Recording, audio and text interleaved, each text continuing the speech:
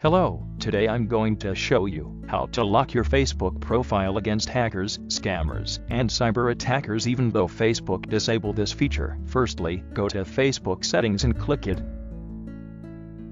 Come here and click this if you see the settings option. Then you scroll a little bit until you go down and see this how people find and contact you. After clicking it, you see this options. Just follow me how I do it.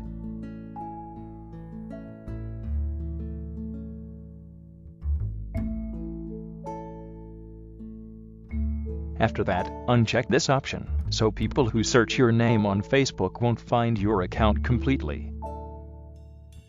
But wait, you're not done yet. First, find stories just underneath. It's easy. Follow my procedures step by step.